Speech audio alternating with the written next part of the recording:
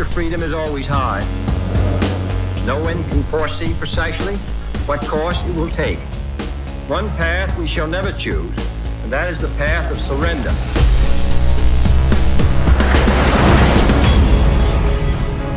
You ready for this? Let's find out. X-Men First Class. Alright, so X-Men First Class is a movie set in the 1960s about the first class of X-Men characters. The movie really depicts the story of Charles Xavier and Magneto, where they're these guys that are starting to get to know each other, but they have a new common enemy of Kevin Bacon. The story just revolves around them getting together, teaming up with the New Mutants to try to figure out this whole mutant day and try to defeat this evil Nazi mutant scientist.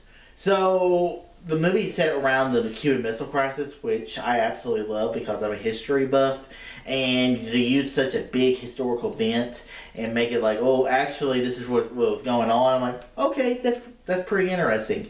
What makes this movie for me is it's the relationship between Charles Xavier and Magneto, because, you know, this is set during the 60s where, you know, there's a lot of civil rights issues going on at the time, and the characters were inspired by Martin Luther King and Malcolm X. Just two different perspectives of how to deal with the civil rights movement, and that's a lot what the X-Men stories deal with. And I love James McAvoy in the movie, but I think Michael Fassbender absolutely kills it in the role.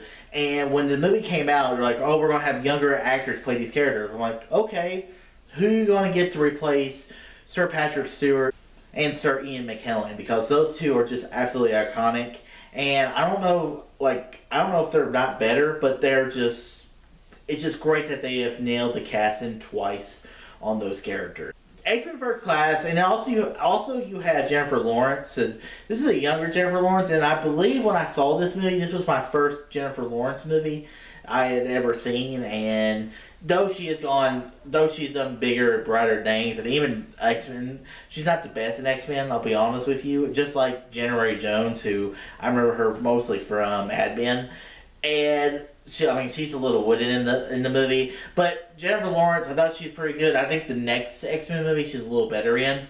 This was a movie that I really enjoyed rewatching, and because this has always been one of my favorite superhero movies, just because of the time period. I've always loved the X-Men, and I love how this is one of the only X-Men movies that's really successful without having to use Hugh Jackman's Wolverine, and that's what makes this movie great. So overall, guys, X-Men First Class is still holds up to this day. It's just a great comic book movie. It has some great characters, and I'm going to give X-Men First Class an A+.